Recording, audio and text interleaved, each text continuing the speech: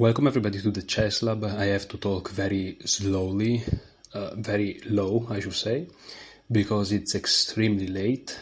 It's almost 2 a.m. in the morning here where I live. It has been a crazy day today, very filled day, and I'm just making sure you guys can see all the things that you can see. This is Repertoire Mastery, episode 12, if I'm not crazy.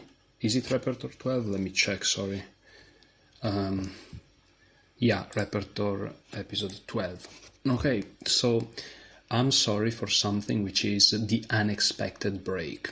I'm not sorry for the break because that's part of my plan and I'm very happy of the things that I've been able to accomplish and do while I wasn't making these videos. However, I'm sorry that I didn't warn you guys, so for that I'm sorry. Now, they say that the best time to plant a tree, aside from 20 years ago, is today. And so despite I didn't warn you guys, what I can do now is explain to you what happened. What happened is very simple. I've been busy, right? And many things happen in those days. The main thing is I played a chess tournament and it went very well. I placed 5th out of like 35 players. I defeated a strong player that, I always have some struggles with. And the first 4 players are 3 masters and a very, very strong guy, a friend of mine, by the way. And so, placing only after those, it's a great accomplishment. And I'm very happy of that event. I wasn't in my top form, and yet I still managed to perform on a very high level relative to my own, and I'm very happy. So that's the first thing that happened. Then I bought this new course on the Accelerated Dragon, which is something that I think I already talked about, and I already had that course in this Repertoire Master, if I'm not mistaken. But I really started to study it. I'm gonna eat something, guys, you'll excuse me, but crazy busy day. And also this is related to another thing I'm about to tell you. And so I've been studying chess. But the most important thing, the main thing of this week, is that I started to go back to the gym. Something that I used to do in the past. I don't know if you know this, but there was a period of around 6-8 months that in my life I went to the gym. Going to the gym is always a very positive thing for you, for many reasons. But this time, the previous time, I went to the gym alone, I did like 8 months alone, and I didn't know what I was doing.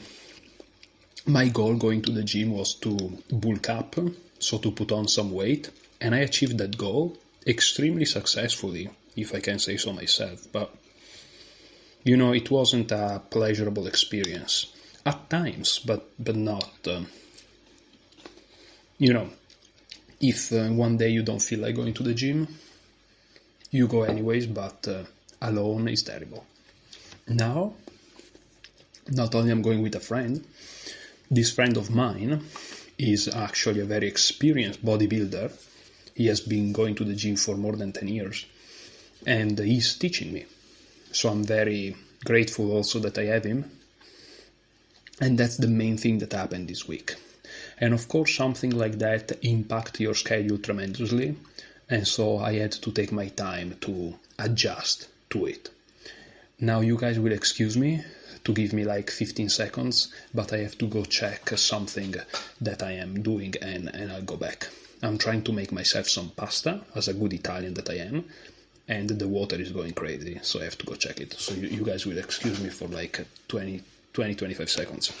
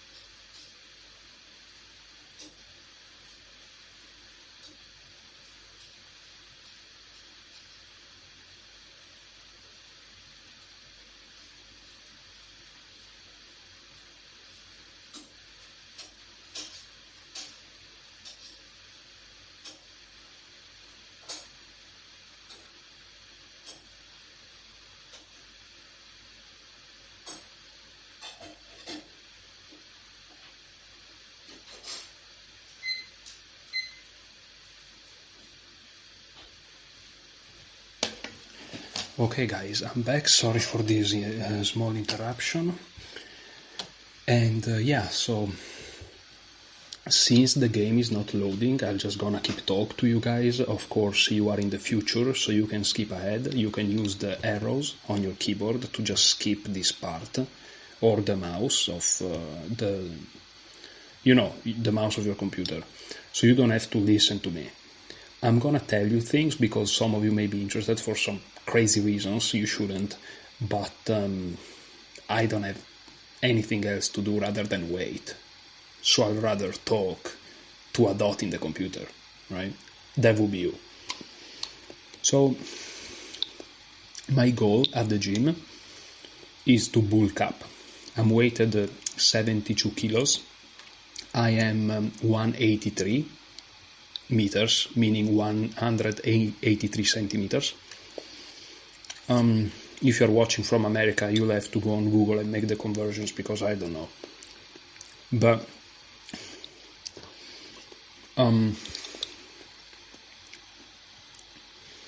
I would like to be 90 kilos. That's my goal. It's not a crazy goal. When I used to go to the gym by myself, I went from 65 kilos to an absolute peak on top. I'm talking after a full day of eating, absolute peak, okay, of 87 kilos. Is retarded because you just have a big belly, But what it shows is that the body is capable of that change. That's why is impressive in that dimension. And so I'm going to the gym with this very experienced guy, and he's helping me a lot. But also I have to eat. I have to eat a lot. And right now I have a diet which consists of 3,300 calories a day, which again for somebody my body type and body composition and height and all these things is not a lot. Is the right amount to bulk up. Because let's say that let's just talk about these things. It may be of interest to some of you, but let's say that if you do nothing all day, you burn 3,000 calories. Let's use simple numbers. If you want to bulk up and you decide to eat 4,000 calories, as far as my understanding goes, and it could be wrong, of those 1,000 extra calories, let's say you do exercise, you go to the gym, you recover and you train properly. Let's say of these 1,000 extra calories, so from 3,000 to 4,000, of these 1,000, 200, 250, perhaps 300, perhaps 400 are actually going to be used by the body and you're going to bulk up. The others, you're just going to poop it out. So it's useless. So it doesn't make sense to add 2,000 calories a day, let's say. Now, I'm not sure of this. I'm telling you what my understanding is. I could be wrong. But that's what I understand. Of course, it's also not too sustainable to eat 5,000 calories a day. That's crazy. Keep in mind, I don't use any type of substance, I just do it with the food and the water. I don't even drink coffee to make you understand the level of naturalness that I want to keep. So of course you can just torture your body. You want to do something that again is sustainable and healthy. And despite 3,300 calories may seem a lot, I think that to keep my body weight, doing what I do, the activities I do, I think that my normal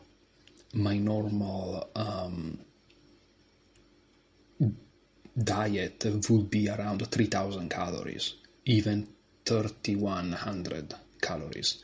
So I'm just adding between 200 and 300 calories to a diet that will maintain my body weight. So I'm really not going overboard at all. And the more you wait, the more calories your body needs to maintain the body weight. So if I start to weight 75 kilos, 78, 80, I will need to add 100, 200, 300 calories to again have that extra 250, 300 calories compared to a diet that will just maintain your body weight, because that increases.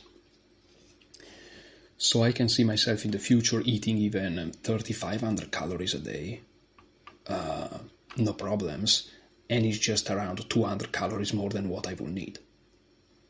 It's not crazy at all if you think about it.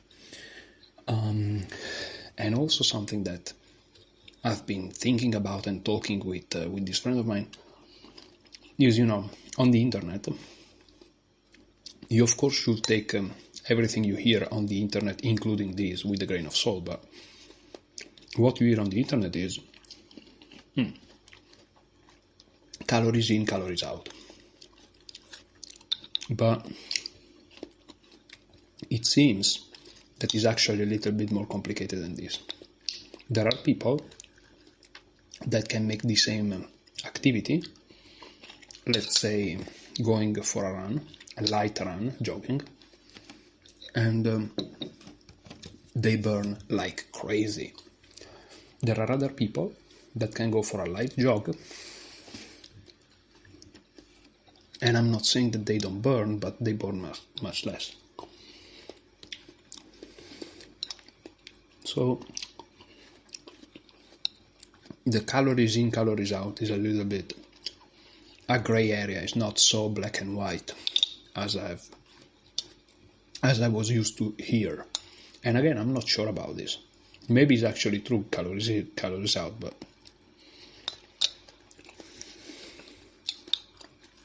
I don't know.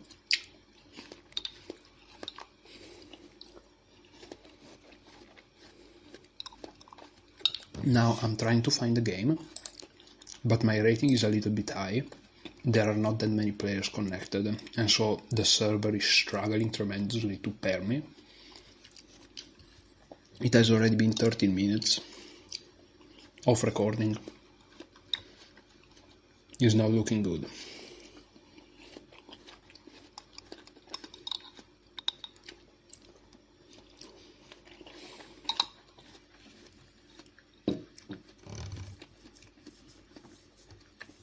I would really like to play a game to keep going with this series, but today I went to the chess club, by the way. I went to the chess club. We played a little tournament. Halloween tournament. A simple excuse to, play some chess. I won the tournament. 6 out of 6 or 7 out of 7, whatever. So let's go. Okay, so here the game started, but I'm afraid the guy is going to abort. Hopefully not. Okay, let's go. So knight f3. This is my repertoire. After d5 I play g3. My idea is very simple. I want to fianchetto, castle, and play for c4. If they don't take, I have pressure combined with the bishop, right? And if they take, well, they are opening the bishop a little bit, right? And also there are many lines where if you take, I just take it back. And if you think about it, after this, if you try to hold on to it, then you're really weakening the diagonal. So, okay, b6. b6 is a move that, I faced b6, but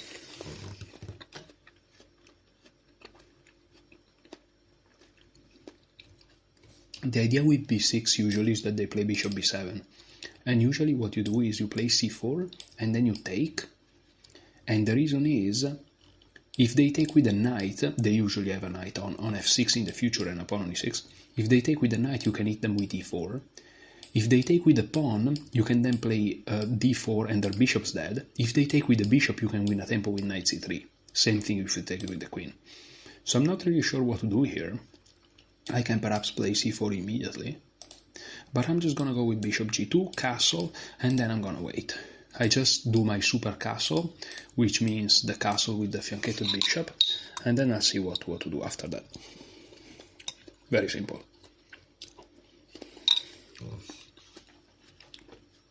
Now I go for c4, and if they play knight f6, I'm just gonna take. It's very simple.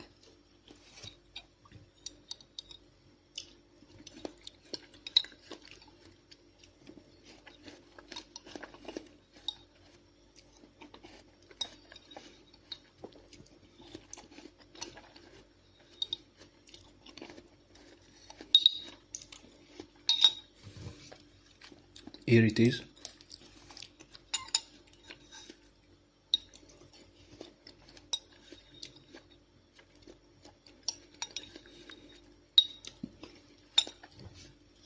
Again, this allows me to win a tempo on their bishop. And this is officially a position I've never ever encountered, because they never take back with the bishop. They all take with the pawn, and then you play d4 at their bishop stack, which is not a big deal either, but is a position I'm more comfortable with. Now I can play e4. If they take with the knight,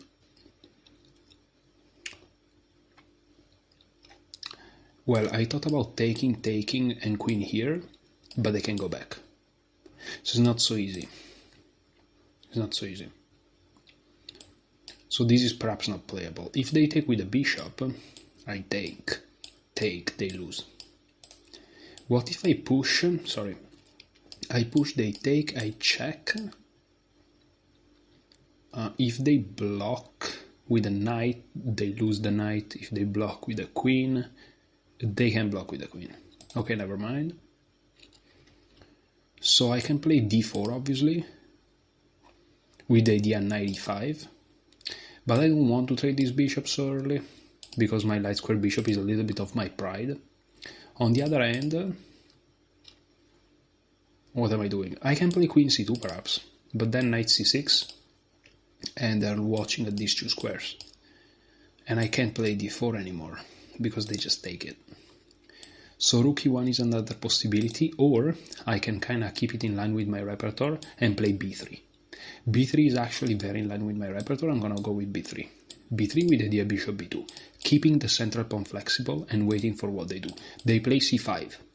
c5 is a big compromising move. Of course, it's not a bad move, that's not what I'm saying. I'm saying that it shows some cards. Okay, also b3 showed some cards, but still. Okay, so c4 is a little bit harder, at least that's their argument. Fair. I'm just gonna play bishop b2, very calm. I'm not saying, guys, what I'm doing is correct. As a matter of fact, usually these positions are dead draw, and the computer doesn't necessarily enjoy them too much. For white, I mean. Okay, knight bd7. I have to take care of my pasta, guys, though. So I'll have to go in a second for like 2 minutes, so I'm gonna waste a little bit of time. So knight bd7, this interrupts the communication of the queen with d4, so I can play d4 myself. If they take, I take with the queen. Probably. I can also play queen c2 now and try to play for the central expansion with the rooks. That's also an idea. What's the problem with queen c2? They can play rook c8.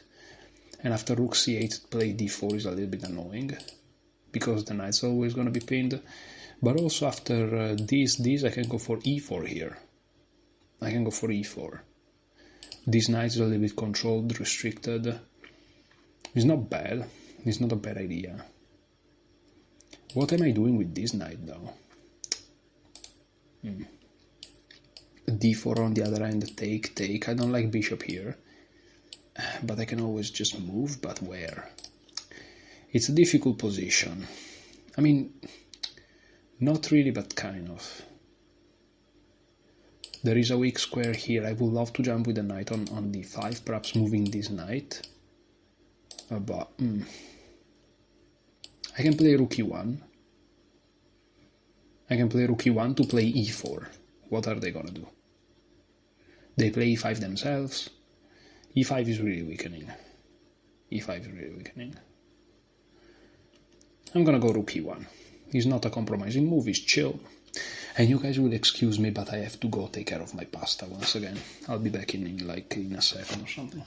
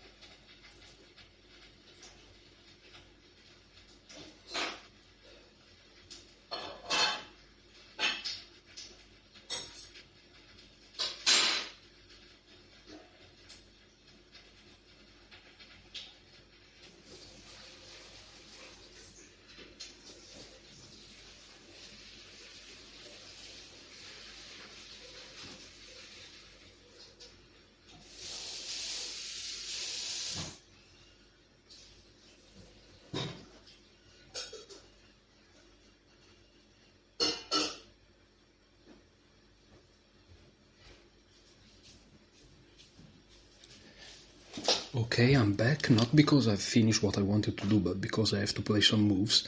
I still have to make tomato sauce. I'm true Italian, what did you think? Okay, so I can go 44, but this is a very compromising move. What do I want to play? Do I want to play d4? Oh, d4 now makes more sense, because after they take and I take, if they play bishop c5, guess what? You moved your bishop twice. So let's go. It's a little bit of a pity move more than a petty move. I should say it's more of a petty move than a logical one, but you know, sometimes that's what life gives you. Okay, I'm gonna take the tomato sauce, the pancetta, and make some sauce, because pasta alone, let's go. Sorry guys, I'll be back in like 2 minutes. A fifth of my time. Great, fantastic.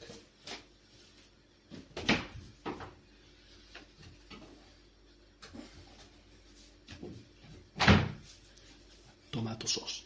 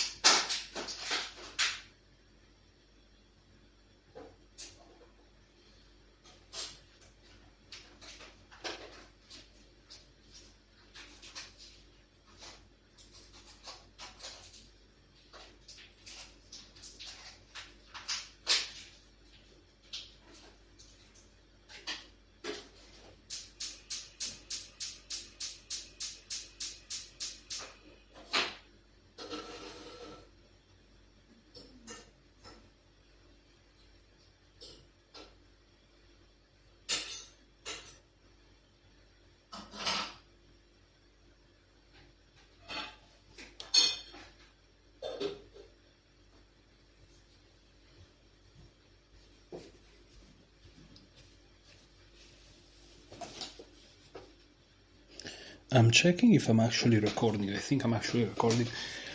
Okay, so my opponent castled. This is a good opportunity to like do something perhaps. But what? A move that comes to mind is queen d3. The idea is to free the d1 square for the other rook, quite frankly. It's not more complicated than that. The problem is if they take now, I am the one wasting 2 moves with the queen, but guess what? After queen d3, there is this and there is this. Okay, that's complicated. Then they play e5. I'm not convinced. But then I play knight takes e5.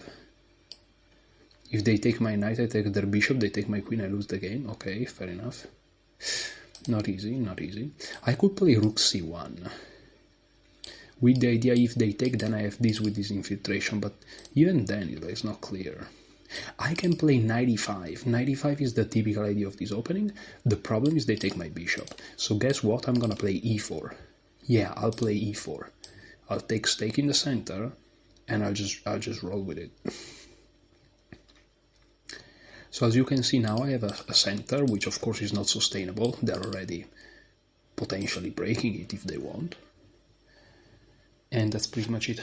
Before eating the pasta, I'm gonna eat some panino bread with something inside. 200 grams of pasta with tomato sauce and a full small box of pancetta, you know, plus the panino, plus the Macedonia. I don't know how to say Macedonia in English, but it's also a country. But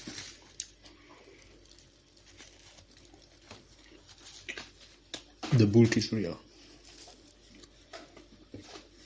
This is definitely more than my diet. But the good thing about the bulk is you have a diet, and if you break it by going more, that's fine. Because, you know, it's true that you don't want to go too much, because if you go too much it's useless, because you poop it out.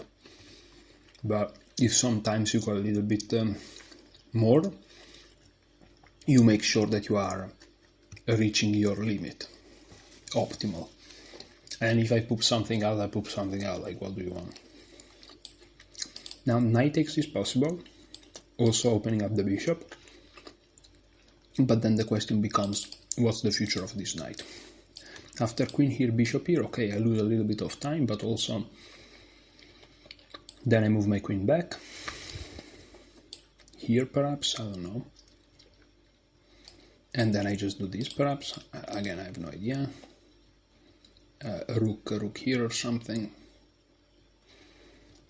It's a chess position, you know. Something I don't like is this here, and there is this tactic. If I take their knight, they take my queen. If I take their queen, they take first with check. I mean, perhaps, but... So I can take with a knight. But also, usually the square for the knight is e5, but I can't really go there here. So perhaps taking with a knight, trying to hide the b5 square is decent. And I can always just go back, if I don't like this. I can even route my knight to like some crazy squares, and then play for this. It's not absurd. Okay, I'm gonna take with a knight. A little bit out of the plan, but we'll see.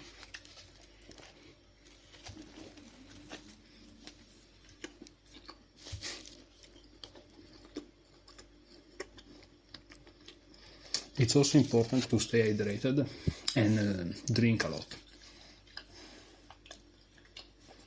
I wanted to scratch my shoulder, with my left shoulder with my right hand, and I just did. It was so painful. The gym is hitting hard.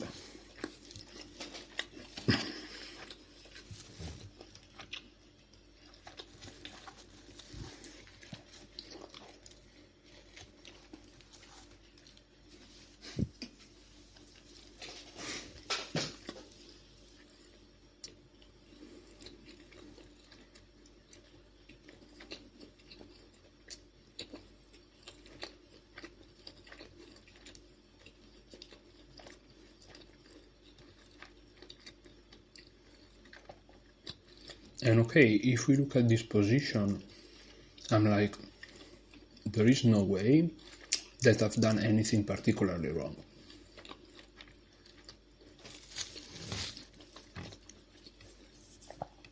But, you know, things can always happen.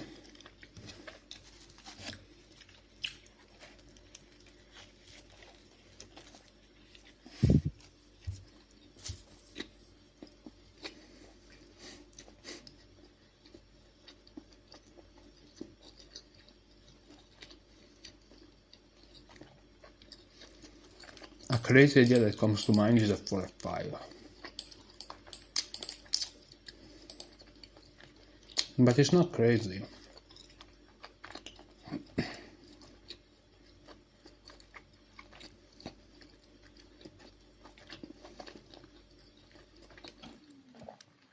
is semi-logical. Rook c1, sorry, rook c8, already knight b5 is annoying, threatening both the pawn and knight d6. I don't know. That would be a fork. I would win the bishop pair in what's relatively an open position. Dark squares are weak. I can drop back targeting these guys, or I can go on the queen side. Sorry, the king side. e5 becomes strong with the d6 square, so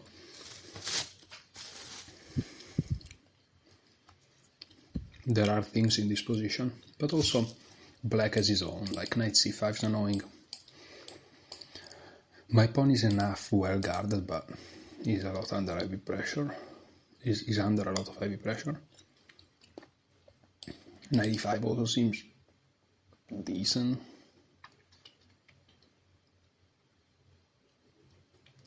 Queen e2 would drop the knight. So yeah, it's not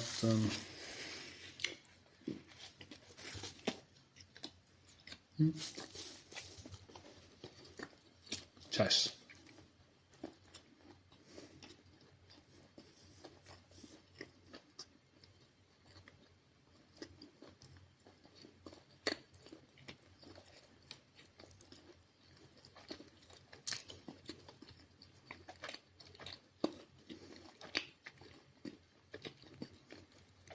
My rating is crazy, by the way. 2340 is crazy.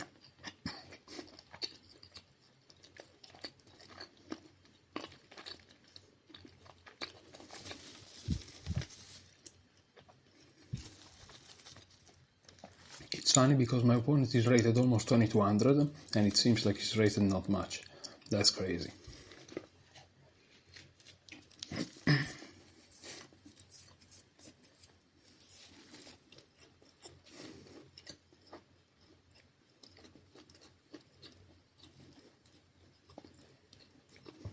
There is also h4, h5, h6, because why not?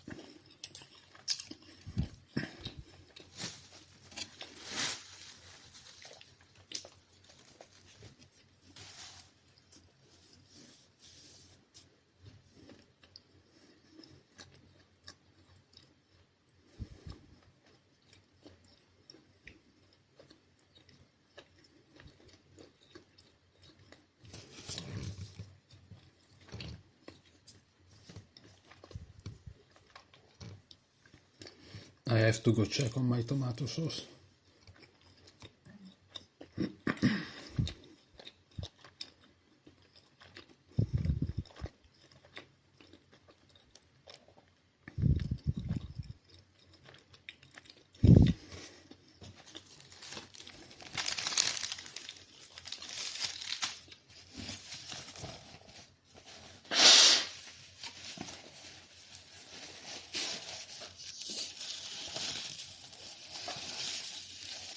But okay, perhaps this idea of knight b5, e5, a combination of the two, with knight d6 is not that crazy. Even giving up this guy. Because, you know, if they take your light square bishop with their light square bishop, your light squares are weaker, but they don't have a light square bishop to exploit it with. So it's pros and cons.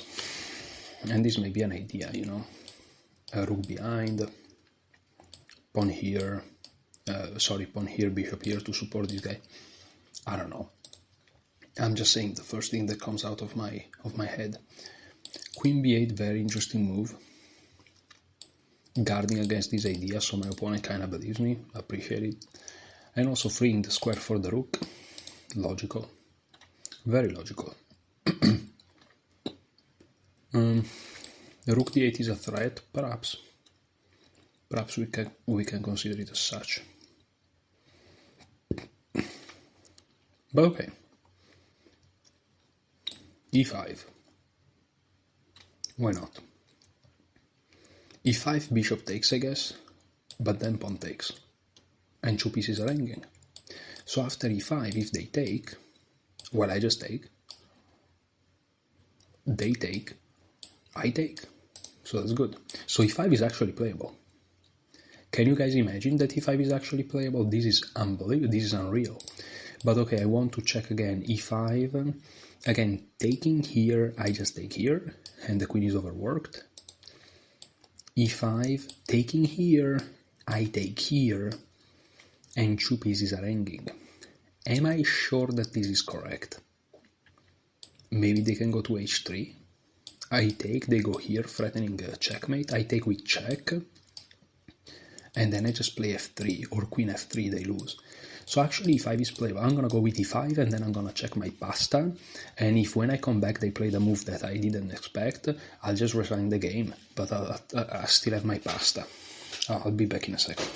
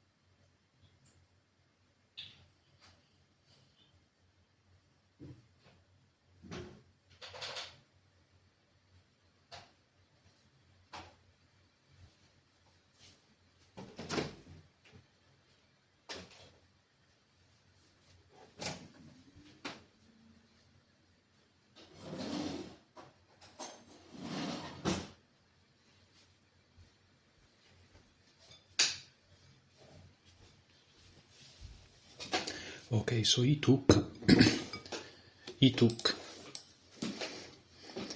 I take,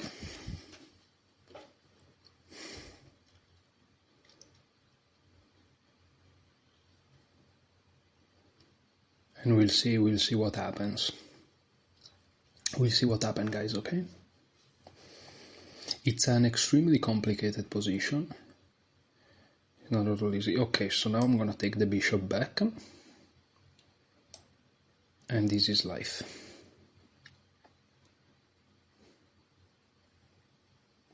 Okay.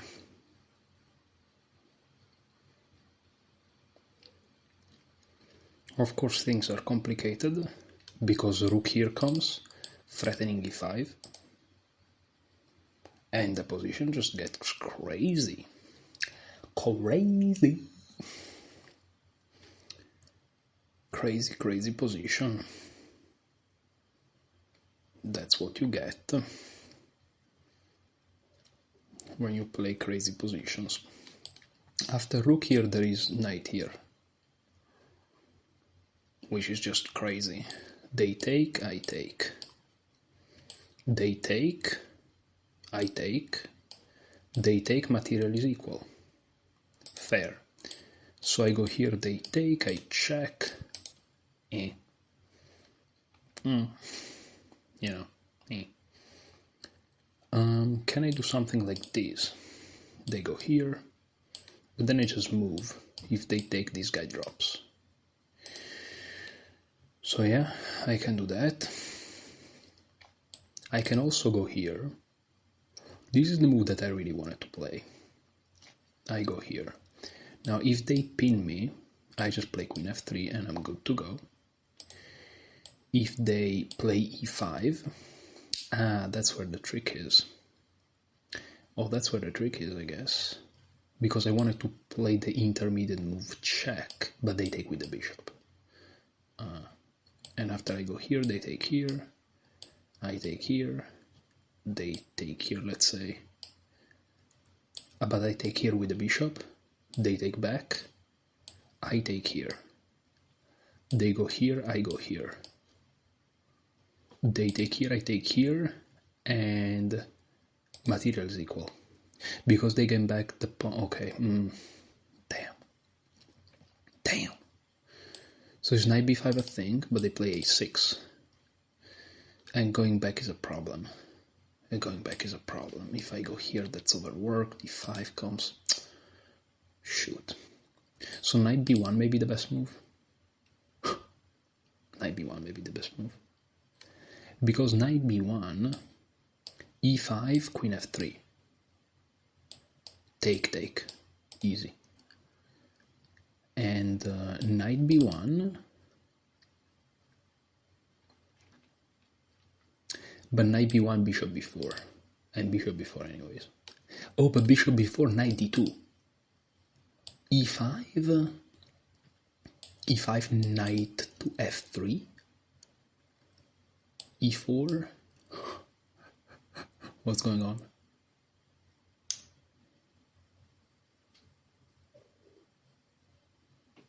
What's going on? I feel like there is a move here. Perhaps f4. f4. And just f4. Check, there is queen f3. Bishop here. Now knight here. Yeah, f4. I'm just gonna go with f4. If it's losing, it's losing again. If it's losing, it's losing. Like, what do you gotta say? I have my pasta here. I'm gonna eat my pasta now. Unfortunately, I finished Parmesan cheese to, sprinkle it on the pasta. A tragedy. A tragedy. I love the Parmesan cheese. It's not even Parmesan cheese. It's like grana grattugiato. I don't know how to say it in English though. And it's not some scammy Chinese version. It's the actual one. It's very good. There is also Trentin grana, which is like the same thing except from Trentino, which is where I'm from. It's just so good. I always take that, actually. I don't take the Parmesan cheese. It's just to explain you which type of cheese it is that I'm referring to. Bon appetit.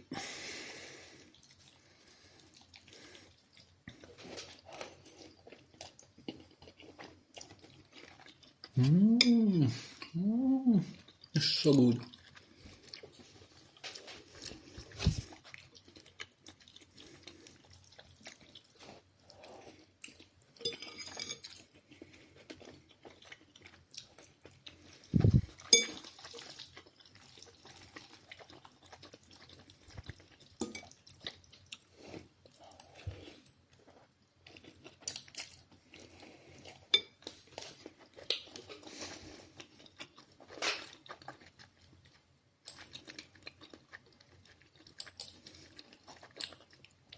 Okay, here. Check, I can't block with the queen.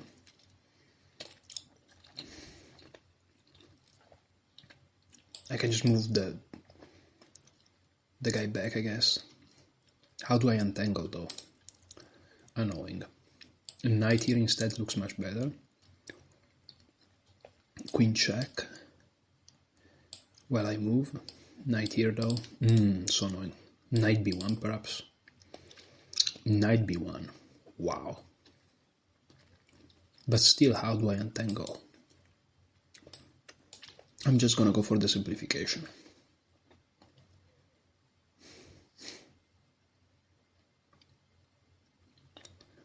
I'm just gonna go for the simplification.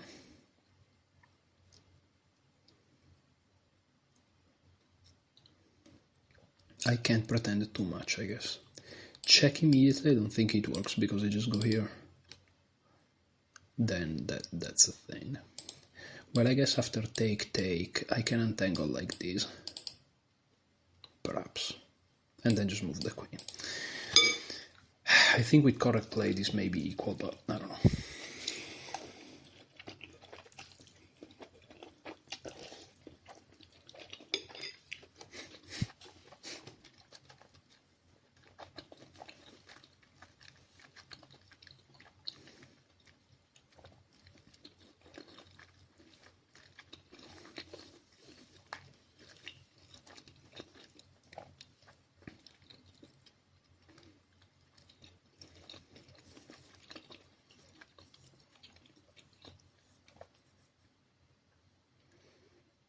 Yeah, bishop there.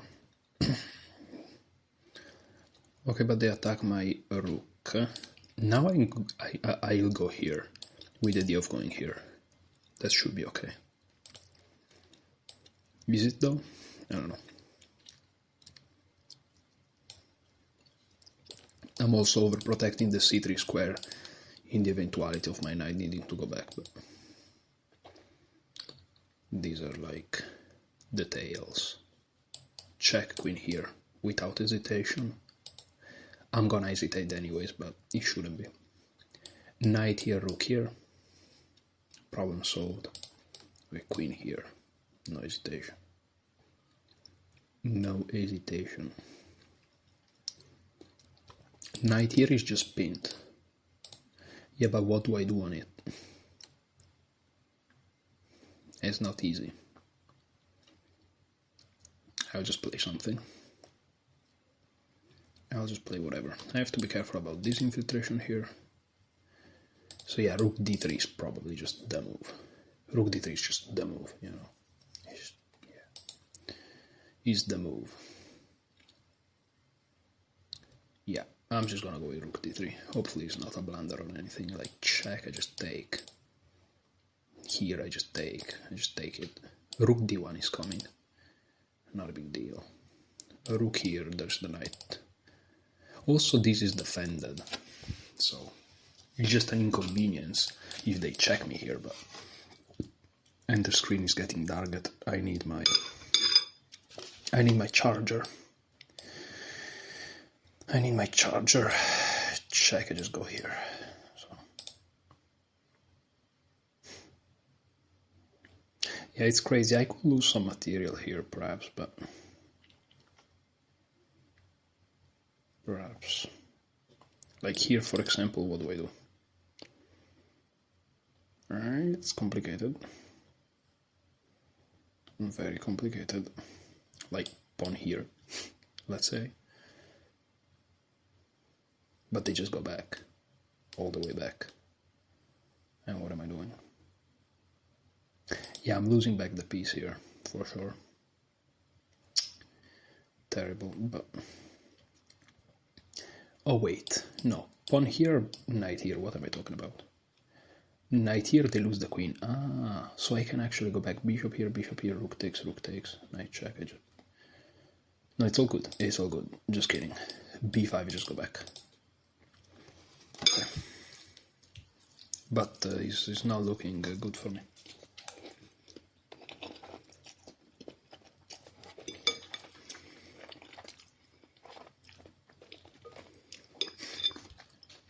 Okay, they go back. Can I go here?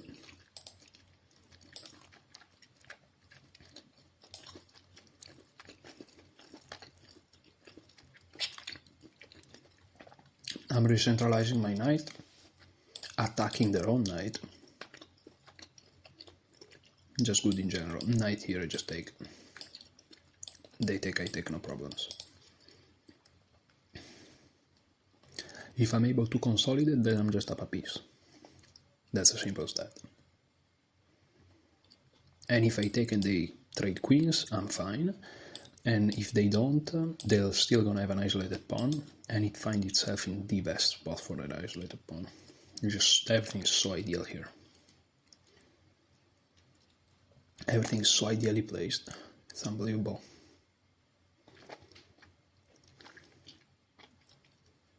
Unbelievable. Unless there is like some crazy tactic, but I don't think so. I just take. Everything's defended. Even if the bishop was here, this is still defended by the other rook. Can you hear me, guys? I'm talking so low, but it's so late. And I have a deep voice, so you hear it everywhere.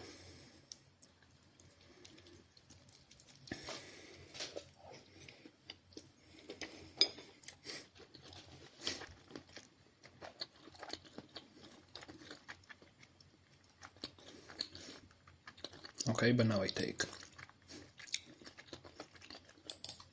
I should calculate, they take with the rook, I move. It's fine, I think. Maybe I have even better, but I don't know.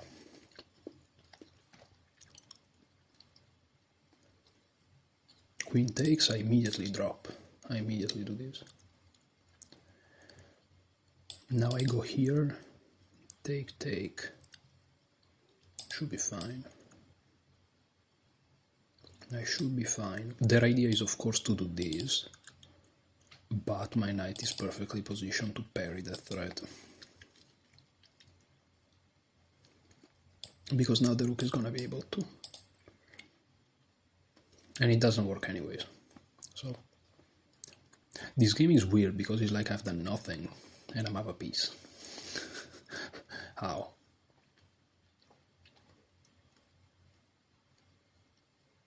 It's a weird game.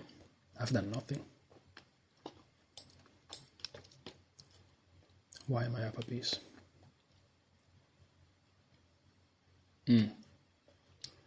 So now I can't block. Interesting.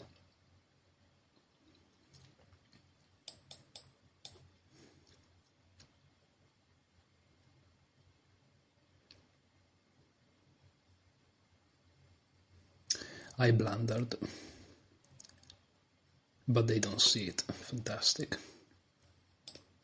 Fantastic. The point is that if they did this, I went here, and if they take, there's checkmate, but there isn't. They just go back. So I would have to waste a tempo here, and then they can just go back. And then I still have an edge, perhaps, but it's equal at that point. Well, now let's try to counter the rook on the open file. This doesn't work, of course, and this, I just go here, and there is no infiltration this time because of the knight, and the knight is impossible to be removed from there. So this is a very good move, probably. Okay, just go here. This move does nothing. This move does nothing. This move is not playable. This move does nothing. This move does nothing. We are at the epilogue, perhaps. Knight here also coming. They resign. GG. Very nice game. Let's analyze this. Yeah, I made a blunder at some point. But again, it's very important that you're never lost, and I was never lost, it was just minus 0.1. But yeah, it's unfortunate because, again, a strong player from here will just win in like 5 moves. You know, skill issue, but it's fine. So let's see. Yeah, queen b8 was a blunder, actually. Okay, crazy. So this was all okay. I'm happy. Queen b8 is a blunder, knight e5 is better, and queen e2, and life continues. I thought about queen e2, but okay. Who knows what I would have played. And e5, yeah, you can actually play this, and it's just up a piece. I exploited the blunder correctly. And here I should have played knight c to b5, indeed. I was afraid of what exactly, sorry. a6, what happens? Oh, knight a3 is actually playable. Oh yeah, just knight a3, yeah. Oh, with the idea of knight c2? With the idea of knight c2, yeah, I missed this idea of knight c2, very nice. Anyways, knight a4, they should have played rook d7. I don't know why, okay. I can just check in, but I'm too tired, so let's go. Bishop b4, rook e3 is correct, queen b7 is wrong, queen f3. And now the game is just over. Okay, let's check why. I'm so tired, but I have to do it. So why rook d7? Why rook d7? What's the threat of this guy? Come on. The bishop takes, queen b7, queen f3. Oh yeah, okay. Okay, so yeah, okay. But rook d7 is crazy. Rook d7 is absolutely ridiculous. Rook d7. Rook c1, threatening to take the bishop. Bishop takes d4. Bishop takes d4. Now queen b7. And here you have to play... Okay, king g1, what's going on? Oh, rook a to d8. Oh, rook a to d8. That's why rook c7. Okay. Yeah, and here the best move according to James is rook c4. And then it says h6 or h5, but I'm like, what if b5? Yeah, now here knight c5 and I'm a joke. Okay. Yeah, highly tactical position. Knight a4 is wrong. Knight c to b5 is correct. a6 is nothing because of that maneuver thing. But let's see these.